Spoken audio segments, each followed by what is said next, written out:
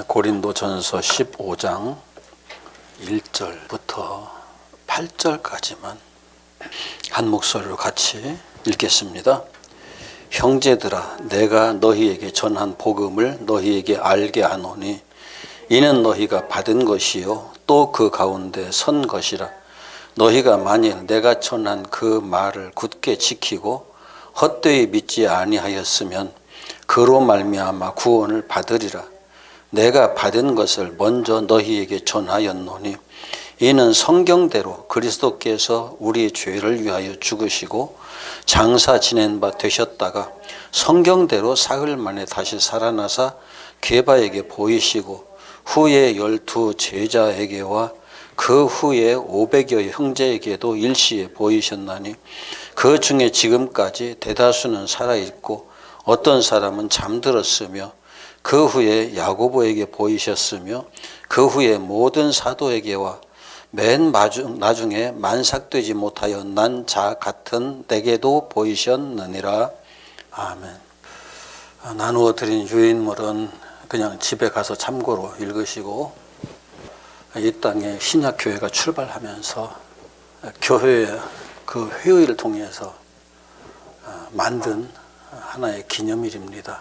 물론 주님께서 다시 사신 날을 기념해서 날짜로 따지면 맞지 않고, 오늘 우리는 이제 7일 간격으로 해서 주일 중심으로 모든 걸 이해를 하잖아요. 그러니까 오늘 주일이 부활 주일이라고 정해놓고 우리가 기념을 하는 거죠. 그런데 부활이라는 의미가 뭘까?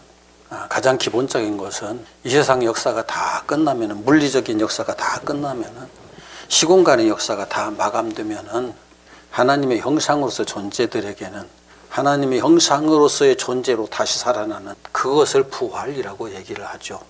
그리고 이제 보편적인 부활 얘기를 하는 분들의 이야기 속에서는 이 세상 마지막 날에 우리의 육체도 다시 부활하고 살아있는 사람도 다시 새로운 몸으로 다시 태어나고 죽은 자들도 무덤에서 다시 일어난다 라고 전통적으로 이해가 되고 있죠.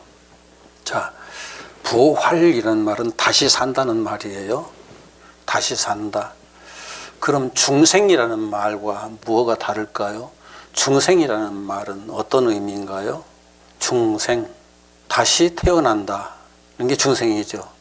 다시 태어난다, 다시 산다. 뭐가 다르죠? 다시 태어나는 것도 우리가 죽었던 우리가 다시 새로운 생명체로 나타나는 거예요. 부활도 죽은 자가 다시 새로운 생명체로 나타나는 거예요. 표현만 다를 뿐이지 본질은 다르지 않아요. 거듭남과 그 부활을 우리들이 자꾸 신학적 개념에서 나누어서 설명을 하다 보니까 이것을 서로 다른 개념으로 자꾸 전개를 하려고 하거든요. 그런데 요한계시록 20장을 잠깐 같이 보십시다. 요한계시록 20장 4절, 5절, 6절까지 쭉 같이 읽읍시다. 시작. 또 내가 보좌들을 보니 거기에 앉은 자들이 있어 심판하는 권세를 받았더라. 또 내가 보니 예수를 증언함과 하나님의 말씀 때문에 목배임을 당한 자들의 영혼들과 또 짐승과 그의 우상에게 경배하지 아니하고 그들의 이마와 손에 그의 표를 받지 아니한 자들이 살아서 그리스도와 더불어 1000년 동안 왕노릇하니 그 나머지 죽은 자들은 그 1000년이 자기까지 살지 못하더라. 이는 첫째 부활이라. 이 첫째 부활에 참여하는 자들은 복이 있고 거룩하도다. 둘째 사망이 그들을 다스리는 권세가 없고 도리어 그들이 하나님과 그리스도의 제사장이 되어 1000년 동안 그리스도와 더불어 왕노릇 하리라. 1000년 동안 왕노릇 하는 자들. 왕이 뭐라고 그랬죠? 모든 것을 지배하고 다스릴 수 있는 능력을 소유한 자. 우리는 지금 모든 것을 다 지배하고 다스리지 못하잖아요. 나 자신도 지배하고 다스리지 못하잖아요. 나 자신마저도, 내 생각마저도, 내 마음마저도, 아니 내 행동 하나도 내가 내 맘대로 할 수가 없는 상황을 우리가 살고 있잖아요. 이게 무슨 왕이에요? 그건 왕이 아니에요. 진짜 왕은 자기를 지배하고 다스리는 사람이고, 자기를 지배하고 다스릴 수 있는 사람이래야 다른 것을 지배하고 다스릴 수 있는 사람이에요. 요즘 제가 이방원 드라마를 좀 유심히 보거든요. 그런데 이성계도 자기를 지배하고 다스리는데 실패하더라고요. 이방원이는 그걸 하려고 몸부림치는데 자기도 완전히 못해요. 자기 아들만큼은 그런 사람이 되게 하기 위해서 애를 쓰는데 그것도 안 돼가지고 지금 애를 먹어요. 나라를 지배하고 다스리려고 하면은 자기를 먼저, 수신제가 지국평천하라는 말이 그래서 나왔어요.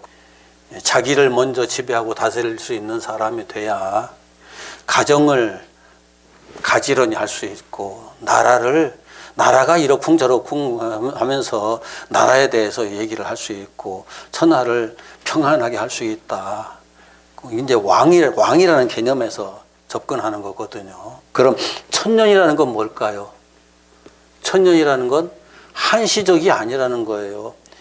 그 헬라 사상이나 히브리 사상에서의 천은 완전 숫자예요. 가득 찬 것, 전부를 말해요. 그러니까 영원한 왕이 되는 거죠. 순간만 나를 지배했다고 왕이 되는 게 아니고, 한순간만 내가 다스릴 수 있었다고 그게 영원한 왕이 아니라, 자기를 영원히 지배할 수 있는 사람, 영원히 다스릴 수 있는 사람, 이 땅에 있을까요? 이 땅에 그런 사람 없어요. 엘리야도 그거 못했잖아요. 살아서 승천했던 엘리야도 어느 순간에는 하나님 나밖에 없습니다. 자기에게 닥쳐오는 고통을 견디지 못해서 그런 자기의 탄식을 드러내잖아요. 예수님은 십자가 위에서도 아버지여 저들을 용서하옵소서, 자기들이 하는 짓을 자기가 알지 못하기 때문입니다. 원수들을 향해서 하나님의 용서하심을 구하는, 자기의 고통을 말하는 것이 아니라 자기를 지배하고 다스리는 사람이죠. 대부분의 사람들은 자기가 어려우면 자기의 고통을 말해요. 그런데 진정한 왕은 자기의 고통은 초월해버리고 자기를 지배하고 다스리는 데 실패한 사람들을 불쌍히 여기고 긍휼히 여기는 마음으로 다가가게 되는 거죠. 이게 왕이에요. 그런데 천년왕, 영원한 승리자, 이 사람이 첫째 부활에 이른 사람, 이는 첫째 부활이라. 이 첫째 부활에 참여한 자들은 복이 있고 거룩하도다. 둘째 사망이 그들을 다스리는 권세가 없고, 두 번째 죽지 않는다는 말이에요. 첫 번째 죽음은 어디서 죽었어요? 우리가 에덴 동산에서 죽었잖아요. 다. 이게 참 너무나 많은 사람들이 잘못 가르치고 있어요. 첫 번째 죽는 것은 이 땅에서 육신이 죽는 것이고, 그게 육신에 매여 있는 사람들의 이야기지. 이미 죽었던 우리를 살리셨다고 성경에 이미 그렇게 기록되어 있는데, 요한계시록 20장 봤으니까 거기서 한번 더 보십시다. 12절 시작. 또 내가 보니 죽은 자들이 큰 자나 작은 자나 그 보좌 앞에 서 있는데 책들이 펴 있고 또 다른 책이 펴졌으니 곧 생명책이라. 죽은 자들이 자기 행위를 따라 책들에 기록된 대로 심판을 받으니. 여기 죽은 자들이 어떤 자들이에요? 육신으로 살다가 육신으로 죽은 자들 얘기인가요? 아담 안에서 아담과 함께 같이 죽었으나 다시 살지 못한 자들이에요. 여기 천년왕이 되지 못한 자들이에요. 그들은 자기들의 그 죽은 모습대로 그대로 그것을 확인해 가면서 거기에 얽매여 있던 그 모습에서 벗어나지 못한 그대로 심판을 받는다. 그 얘기죠. 죽은 자들이 다시 산다는 것은 물리적으로 이 육체가 죽은 후에 다시 부활한다는 의미도 되지만, 성경은 처음부터 그걸 말씀하고 있는 것이 아니라 아담 안에서 죽은 자들이 이야기를 하고 있는 거고, 그들이 다시 살아나는 것이 부활이에요. 그런데 이것을 첫째 부활이라고 말한 것은 둘째 부활 따로 있다는 얘기잖아요. 두 번째 부활, 마지막 부활이기도 하고요. 그런데 첫째 부활이라고 하는 것은, 이것은 마지막 주님께서 오실 때 그때 부활은 아니라는 거예요. 그럼 어떤 부활이에요? 이게 거듭남이죠. 중생이죠. 중생을 첫째 부활이라고 그렇게 표현한 거예요. 첫째 부활, 예수 안에서 예수와 함께 자기 자신을 십자가에다 못 박고, 내가 그래서 함께 십자가에 못 박혔나니 이제는 내가 산 것이 아니요 내 안에 그리스도께서 사신 것이라 라고 완벽하게 고백을 할 수 있는 그런 존재. 그리스도 안에서 다시 살았으니까 중생했잖아요. 부활했잖아요. 바울은 그렇게 입술로는 고백을 했지만은 자기도 되어져 가는 사람일 뿐이다라고 또 얘기를 해요. 육체가 있는 동안에는 그렇게 완벽한 부활체로서 살 수 없다는 것을 고백한 거죠. 우리도 이 땅에서 내가 육체로 살면서 그 수준을 넘어서서 육체에 더 이상 얽매이지 않고 십자가 위에 예수님처럼 그렇게 그 모든 것을 초월한 존재로 나타날 수 있기까지는 언제가 될지 모르겠어요. 그러나 허락하시면, 하나님께서 허락하시면 그렇게 될 수도 있겠죠. 그런데 대부분의 사람들은 그렇게 되질 않아요. 성경에 죽음을 보지 않고 하늘나라에 올라간 사람이 불과 몇 사람 되지 않잖아요. 성경에 기록된 사람이 단 2사람 뿐이잖아요. 그런 차원에서 첫째 부활과 둘째 부활은 구분해서 보는 게 필요해요. 첫째 부활은 우리가 이 땅에서 거듭나는 과정 속에서 날마다 거듭나는 모습들을 이야기하는 거고, 그래서 첫째 부활은 제가 부활절, 이게 절기들이, 우리들이 만들어 놓은, 교회에서 만들어 놓은 절기들이 이렇게 율법 중심으로 살아가는 사람들에겐 필요해요. 그런데 이 율법을 넘어서 버리면은, 나는 매일 날마다 부활절을 사는구나. 나는 오늘 또 부활하는 존재로서 사는구나. 그 기쁨, 그 감사, 그 행복 속에 사는 사람은 구태여 부활절이라는 의미가 있을까요? 오늘 또 주님이 내게 오셔요. 내일 또 주님이 내게 오셔요. 어제도 주님께서 내게 오셨어요. 날마다 그렇게 사는 사람이 성탄절이 필요할까요?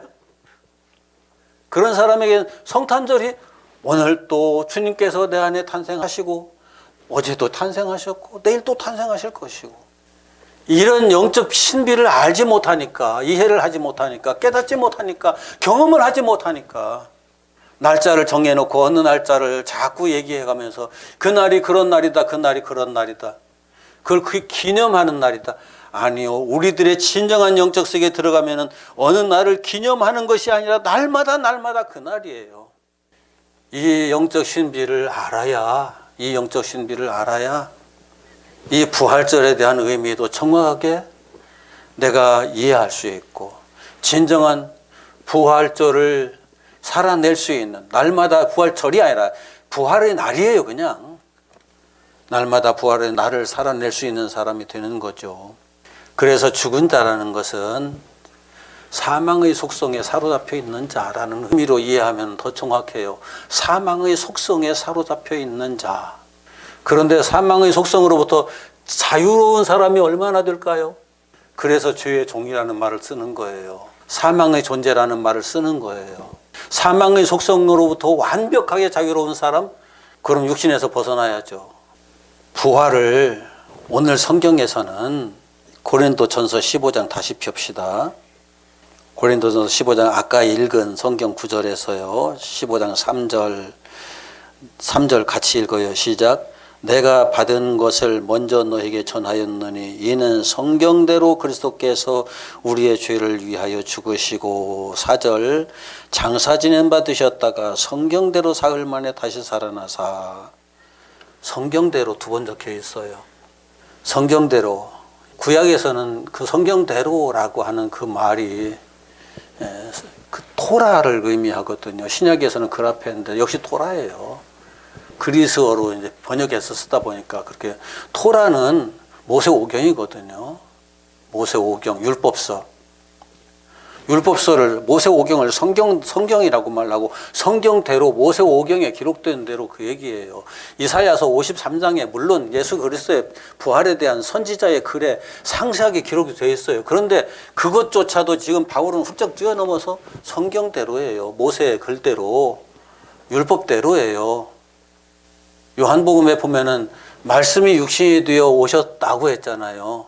그 말씀이 바로 성경이거든요. 모세오경이에요. 말씀이 육신이 되어 오셨다 같은 거죠. 그런데 그 성경대로, 자, 모세오경에 부활이 어디 있어요? 모세오경에는 부활 눈 씻고 찾아볼 일도 없어요. 그런데 우리가 모세오경을 그동안 계속 공부했잖아요. 이스라엘의 출애굽 역사 자체가 이스라엘 백성이 거듭나는 역사라고 말씀드렸었죠. 중생하는 역사, 거듭나는 역사. 거듭나는 게 뭐예요? 부활하는 거잖아요. 이스라엘 백성들이 죽어있던 애굽에서 죽어있던 송장과 같은 존재로서 살다가 애굽에서 나와서 광야를 지나면서 다시 태어나가지고 다시 살아가지고 가나안 땅으로 들어가는 역사를 기록해 놓은 거잖아요. 그 역사의 주인이 누구예요? 애굽에서 이스라엘 백성들에게 제공된 유월절 어린 양 예수. 예수와 함께하는 이스라엘의 역사가 출애굽의 역사예요. 그 예수께서 이스라엘 백성들과 함께하면서 부활하셨다고요. 그러니까 이스라엘 백성들도 그 역사 속에서 부활을 했다고요. 부활을 해서 가나안 땅에 들어갔어요. 성경대로예요. 이런 사실을 알지 못하니까 성경을 뒤적뒤적 해가면서 어디 부활이나 비슷한 단어가 하나 없는지, 그런 문장이 하나 없는지 찾아가면서 그런 단어는 문장, 와 여기 있네, 이렇게 돼 있네. 기껏해야 이사야서 53장 가지고 거기 성경대로 아니거든요. 본질은 율법대로예요. 모세의 글대로. 요한복음에서 모세가 율법에 기록했고 여러 선지자들이 기록한 그 일을 우리가 만났다고 빌립이 나다나엘에게 얘기를 하잖아요. 모세가 먼저 율법에 기록을 했어요. 예수 그리스도 그분이 어떤 분인가를.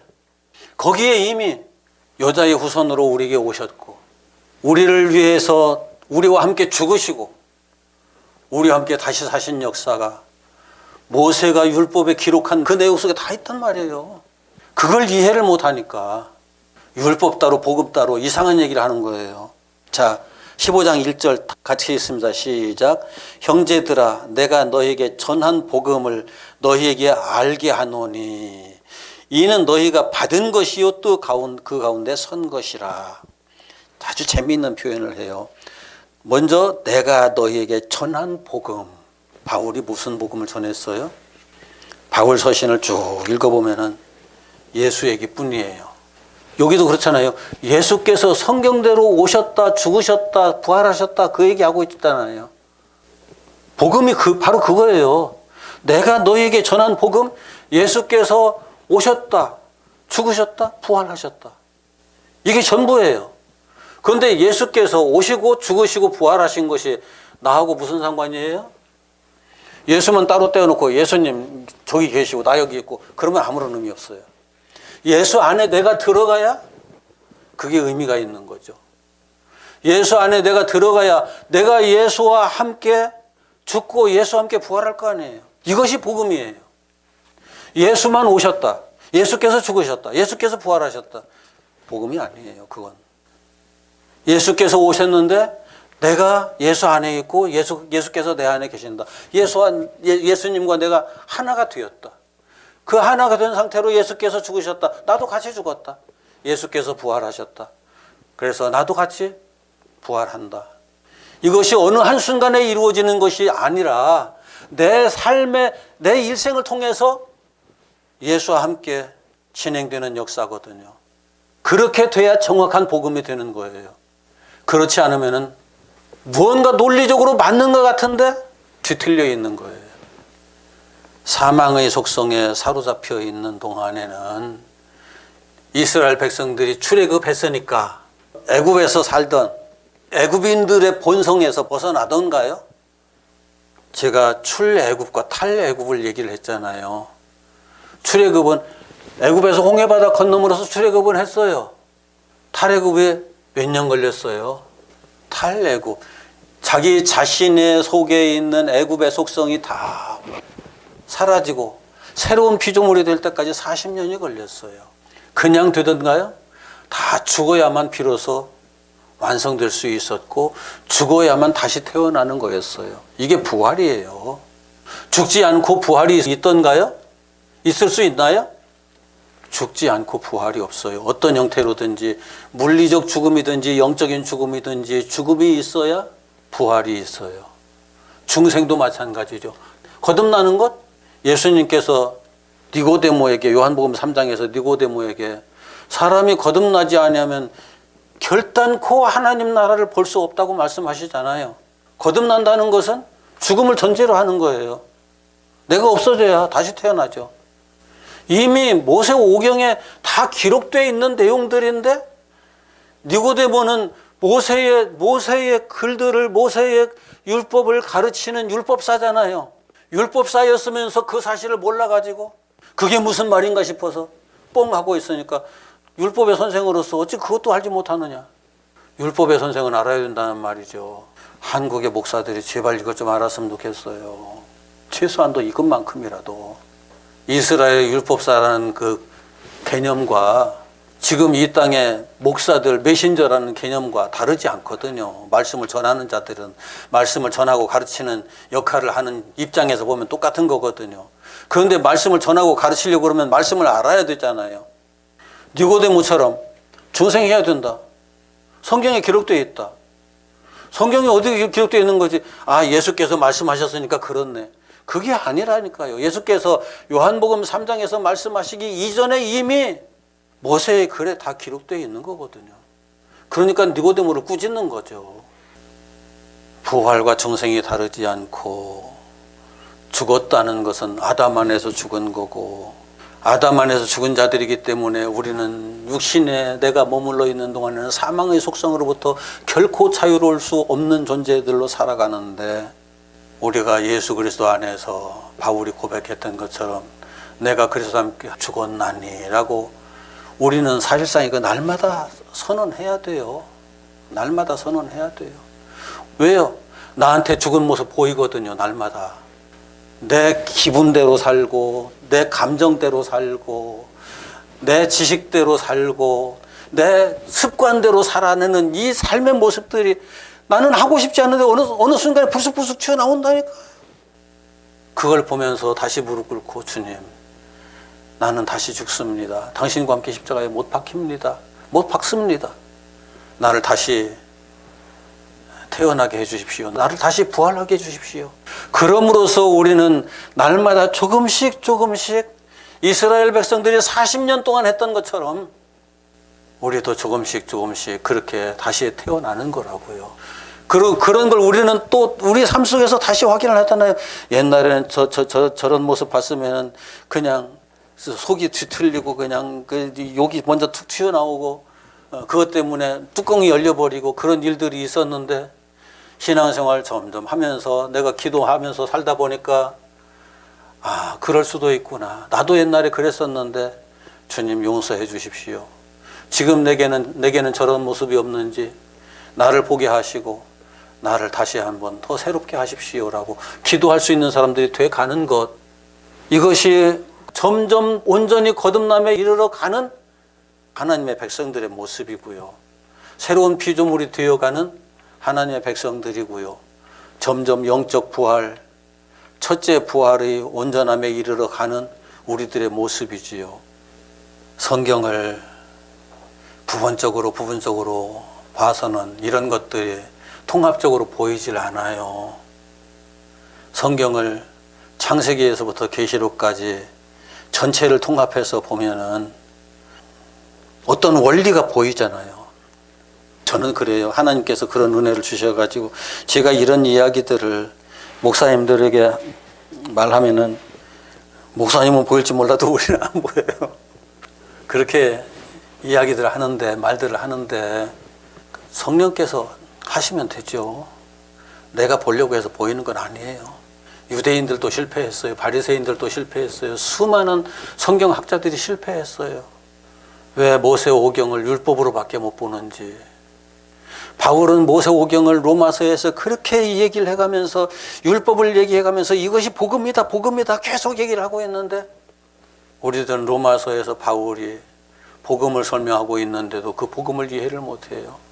그 복음을 이해한 사람은 모세오경을 읽으면서 감사하거든요. 여기에 다 있다는 걸 알게 되거든요. 예수님께서는 이런 부분들 때문에 우리들이 오해를 할까 싶어가지고 요한복음 6장 보십시다. 요한복음 6장 63절. 요한복음 6장 63절 같이 읽습니다. 시작. 살리는 것은 영이니 육은 무익하니라.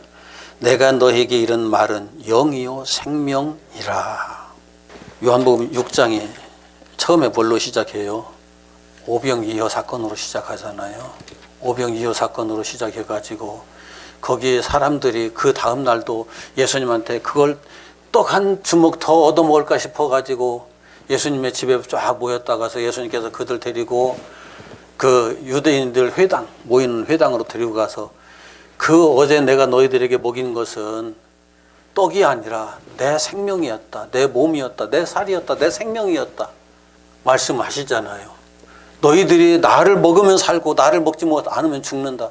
저가 누구기에 자기의 몸과 살을 우리들에게 주어서 먹게 하는가? 말도 안 돼. 이걸 먹지 않으면 나하고 아무 상관없다. 그날은 떡을 주시는 것이 아니라 말씀만 주셨어요. 그러니까 사람들이 다 떠나버리고 말았어요. 제자들만 덩그러니 남았어요. 너희들도 가려느냐?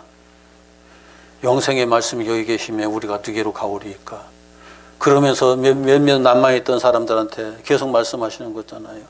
그 중에 이 말씀, 내가 내 몸을 줘서 살리고자 하는 것은 영이다. 육이 아니다. 왜 육을 무익하다고 그랬을까요? 여러분 이제 신앙생활을 하면서 기도해가면서 스스로 확인하고 있는 것이기 때문에 내가 이 말씀 드리는 거예요. 내 영적 생활에 이 육체가 도움을 주던가요? 영적 생활에 육체는 사사건건 발목을 잡아요. 그런데 이 육체가 없으면 또 영이 다시 살아나는 역사도 사라져버려요. 묘하죠. 육체가 이 땅에 태어나서 육체로 살아가는 그 시간 동안에 우리가 육체를 통해서 거듭나는 역사가 진행되는 거거든요.